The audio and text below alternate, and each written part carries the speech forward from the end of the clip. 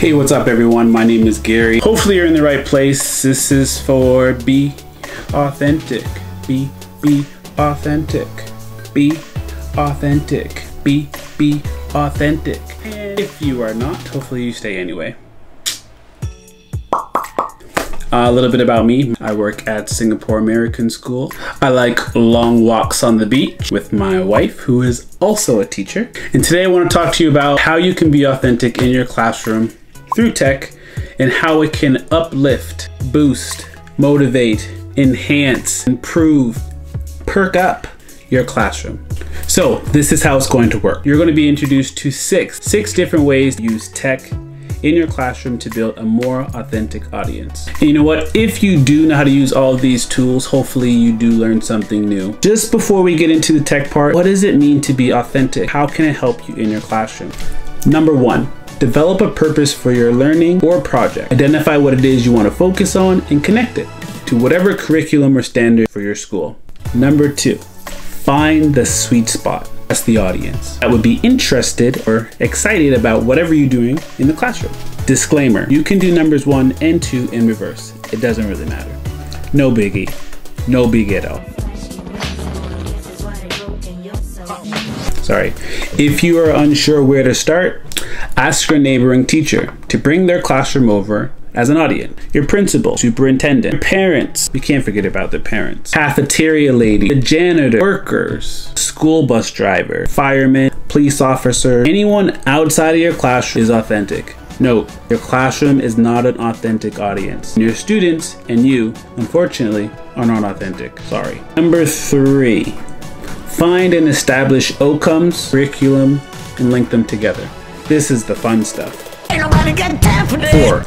4, understand how you're going to track students in their progress. Lastly, number 5, share them with your target audience and members of your school. That's it. And I know you're thinking, you're probably doing all these things already in the classroom. Hopefully you can learn something new, and I can maybe learn something from you as well. First tech tool we're going to talk about is Seesaw. Are you ready? Let's go. Seesaw is one of the leading tech tools in education right now. My mom uses it, my teaching partners use it, the taxi driver uses it, my sister uses it, my dad uses it, my mailman uses it. You get my point. Today I'm going to try and talk about how to set up Seesaw quickly, 5 ways to make it authentic, and if we have time I'll talk about a few advanced tools you can use within Seesaw as well.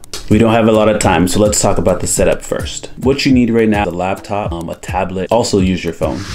Alright, so the first thing you want to do is go to the App Store, download the app, and create a new class. You can decide on the name, or you can have your students decide on the name. Click the check mark and select the grade level, and then next you want to sign in with the check mark. You can paste all of the students with a list, or you can write them down individually. It's entirely up to you. Check mark. Next, you are at the main page. You're going to go to the plus sign, post student journal, and here are your number of options. I'm just going to click on note for now. Check mark. Number of options, you can place this activity for a specific student or to everyone. Check mark. Next, you're going to go over here on the right and you're going to click on the folders. Manage folders, you're going to put that file in a specific folder so you can stay organized. You can create as many files as you want.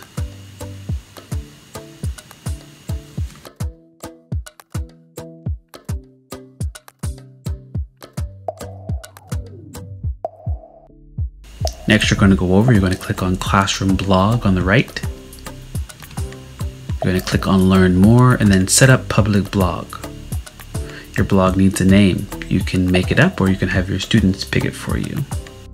Go over to the main journal page and you're going to click the globe button. This button is going to place student work onto the blog for their audience. You're going to go back and click the globe back to your blog page and you're going to set it up. Go. Settings, you're going to go down. This is to connect your blogs to other classrooms. You must get another classroom's URL or scan their blog QR code to enter.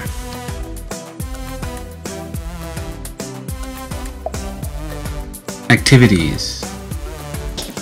Seesaw is giving you lots of options for activities, from all subjects to lessons that are already completed for you. You go in, you copy and edit, you change the name if you want to, change the settings, and you're done. These lessons are completed, they're tested, and you can use them in your classroom right away. Don't forget to press share.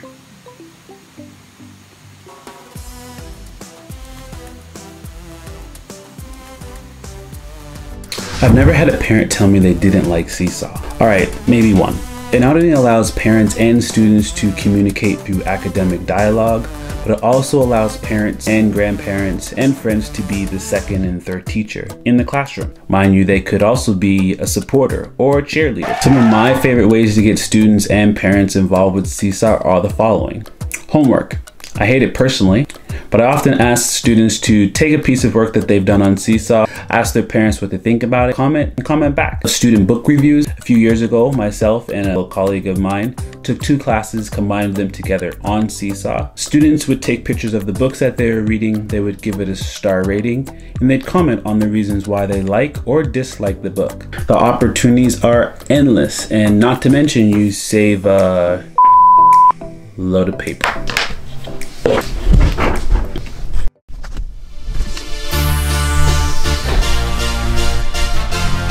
Alright, let's talk about recording and podcasting, one of my new favorite loves in the classroom. Just listen. I have a dream that people won't judge each other by the color of their skin. I have a dream. I have a dream. And this one. That's Sam I am, that's Sam I am. I do not like that Sam I am. Do you like green eggs and ham? I do not like them, Sam I. And this one. Once there was a little girl named Rachel who is always curious about the outside adventures, even when she is on her bed, snuggling in her warm blanket. That's deep. You may be thinking, why would I want to do a podcast in my classroom? It's easy, it's fun, and it's authentic. Why not? Research skills, collaboration, writing, listening, speaking, expression, confidence, reflection, practice, reading, revising, creativity, documenting, comprehension. And you know what? It's super easy to set up. Let's check it out. First, you want to head over to SoundCloud. Next, you want to select create a new account. Google sign is usually the easiest. Man, I'm 30 years old. I'm so old. You're going to click the profile. Update image. Add a nice picture of yourself or your class. Upload header image. And you're just about done. You have options of tracks, albums, playlists, reposts. And this is your upload button. You go over. You find one of your own MP3s. You slide it over and it uploads. And voila, you're done.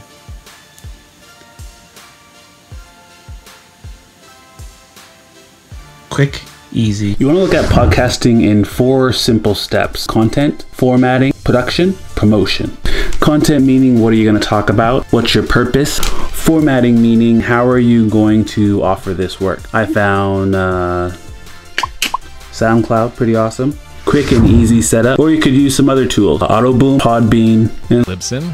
Production meaning, how are you going to set it up? What are you going to use to record? If you have a recording studio in your school, you need to look into it. Maximize the facilities in your school. If you have a music teacher, what do they suggest? And do it yourself. You can use your computer, your iPad. You don't need a fancy mic. If you have one, awesome. If not, it's still going to work out. To record, you can use GarageBand, iTalk Recorder, Autoboo, Mobile Podcaster, or Audio Note, or simply use iMovie or the recording device on your iPad. They can be saved as files without the video. If you want to, you can take it a step further and you can have students create instrumentals that go with their podcast. Next, you have promotion, which is your audience. Why are you making the podcast? What are you doing it for?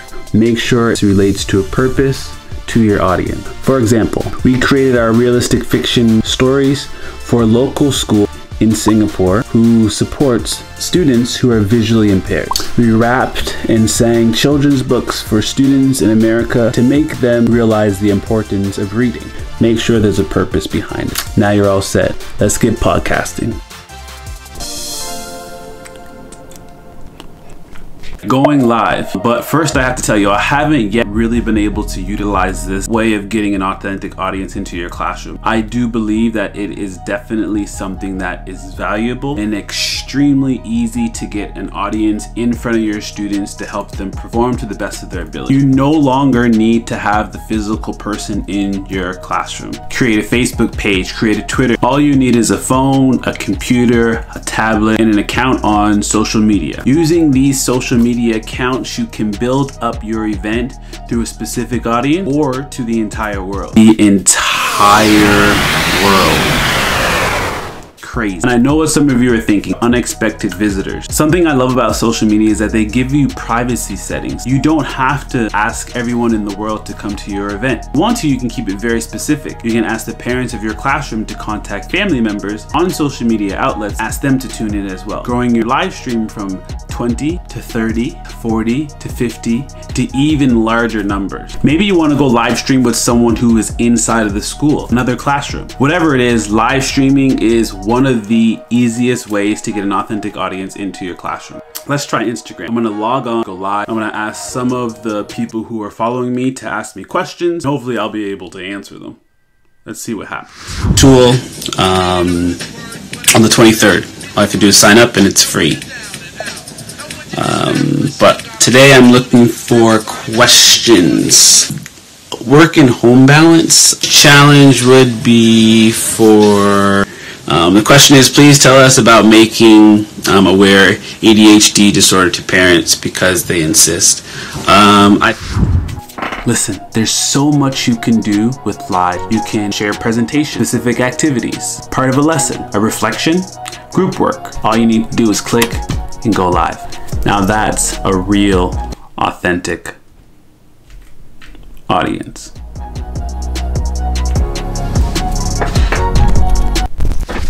YouTube. Glorious YouTube. Parents hate it, kids love it. Well, most parents hate it. Mainly because they think it's just senseless TV. Personally, sure it can be sometimes, but it can also be educational. It can also bring an audience to your classroom. Do you have a classroom account? No? You don't have an account? I'll wait. Did you get one yet? Don't worry, you'll have time later. Quickly, here's a way you can set up an account really fast. If you already have an account, you can fast forward this. Hopefully it only takes 1 minute. I can't believe you don't have a YouTube account. Go to Google, click YouTube, sign in with Gmail. Done. Change your picture, change your header. Done. Click the upload button. Upload your video. Done. Lots of options. You can even go live on YouTube now.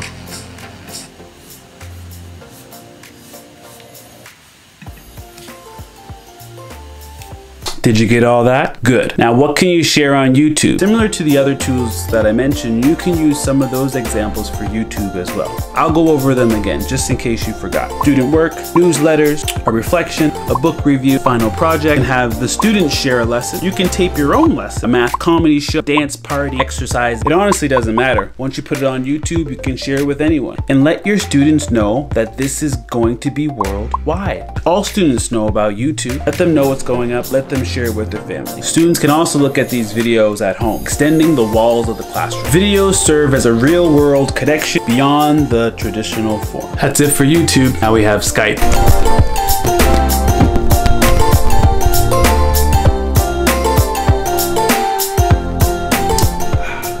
Skype is an easy way for you to connect with people. Here's the thing about Skype. I believe Skype is a little bit more personal than the other applications and websites out there. Specifically, we look at Skype to connect lessons, mystery Skype, guest speakers, virtual field trips, and It's free. Now, here are a few things that you can do on your own with Skype. Skype Call a Classroom. Thousands of teachers and students at the palm of your hands. I did this with an old school friend in Kuwait. Shout out to Jake, and it was awesome. Basically, all we did was share our writing, and the kids got to talk to each other about their life and experiences in different countries. Guest speakers. Who doesn't like a nice guest speaker? You could literally message anyone in the entire world and ask them if they have time to Skype you. Ask parents, grandparents, specialists, authors, superheroes, anybody. Mystery Skype. I love mystery Skypes. Absolutely love mystery Skypes. Here's why. You have 20 questions between you and the other teacher that you're doing a mystery Skype with. You're trying to figure out where the other classroom is in the world through the series of questions. Finally, the place is revealed. Now that is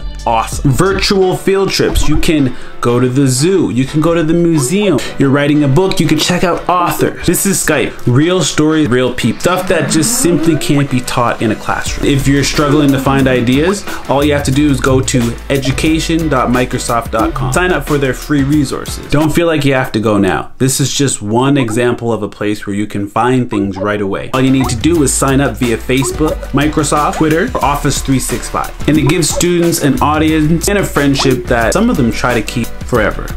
Next up, we're talking about Periscope. Do you know about Periscope? I don't really know about Periscope. Periscope. You know what? I'm gonna be honest with you. I've never used Periscope in my entire life, but that's gonna change. And P.S. this isn't a new tool. I think it was out in like 2005 or something.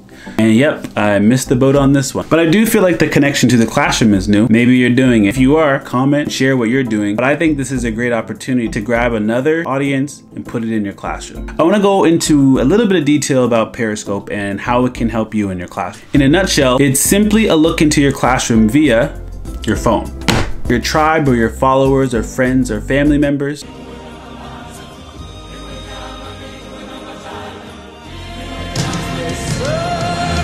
are connected to your stream and can join in real time. Use via Twitter. Real time, various ways of engaging. Here's another cool tip. If you want to save your Periscope, go to catch.me and it saves it all nice and stuff for you. But I can't get in that but sorry, I can't really get into that right now. I don't really know much about it. And you're done. You can also follow the people person icon and follow other teachers. Now, how can this be authentic in your classroom?